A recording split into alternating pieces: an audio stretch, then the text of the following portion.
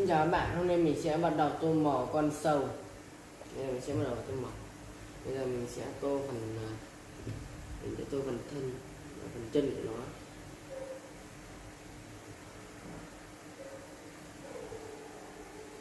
Chân của nó mình sẽ tô màu đỏ.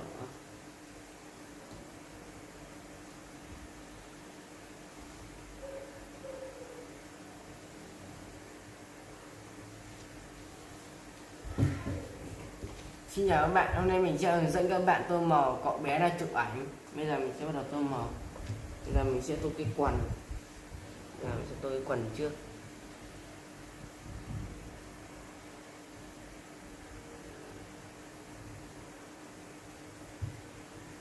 A lot of NBA action to get into, so let's get right to it, all right?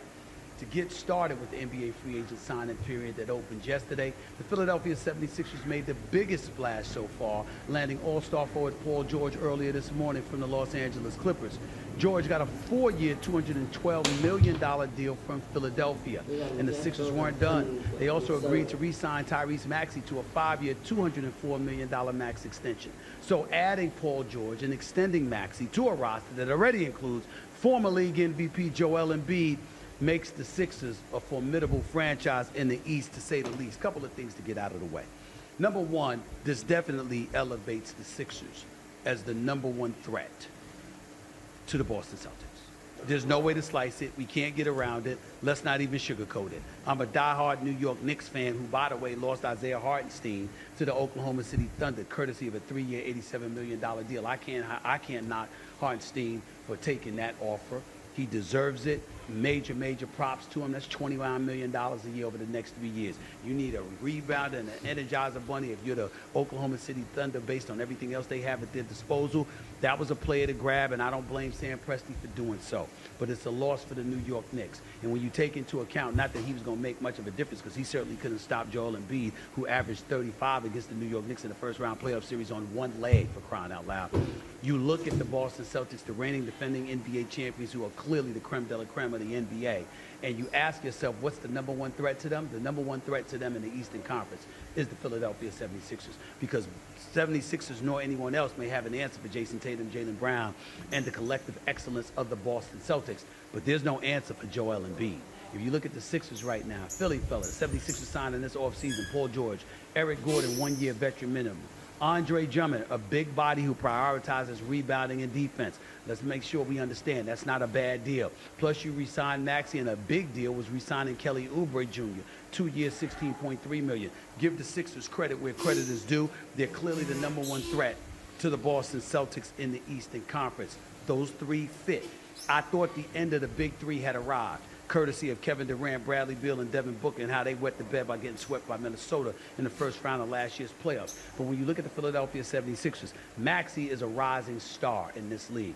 Joel Embiid is already a superstar in this league at the center position. So you got the point guard position and the center position locked up, and your third wheel is a perennial all-star in Paul George, who just finished averaging 22 a game, who shot 47% from the field, 41% from three-point range, better than 90% from the free throw line, which were all career highs for him. And even though he didn't, they didn't pan out, him and Kawhi Leonard with the Clippers, which I'll get into in just a second, there's no question that the three should easily complement one another.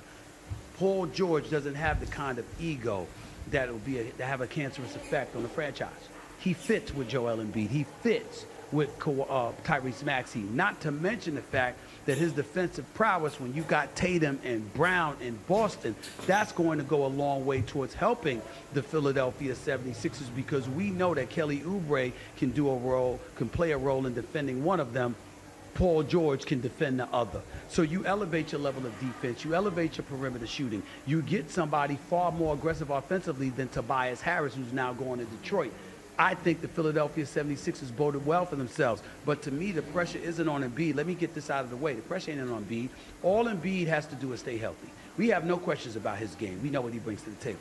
The question about Joel Embiid is this, and it's simply this. Can he be healthy? The real pressure is on Daryl Morey. Nick Nurse has won a title. Now, Paul George is, in terms of his success and his activities, as long as active tenure as a player, nobody's played more games without being in an NBA Finals than Paul George. We understand that.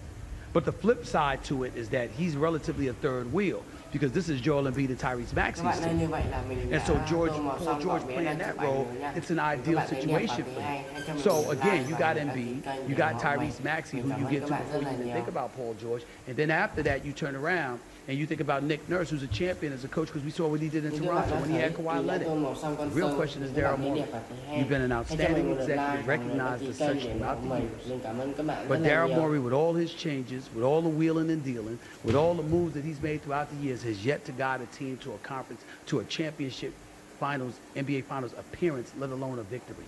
So the real pressure is in Philly is on Daryl Morey. Now let me switch to the Los Angeles Clippers, who lost out on Paul George. Lawrence Frank has to be on the clock. I like Lawrence Frank. I've known him somewhat for years.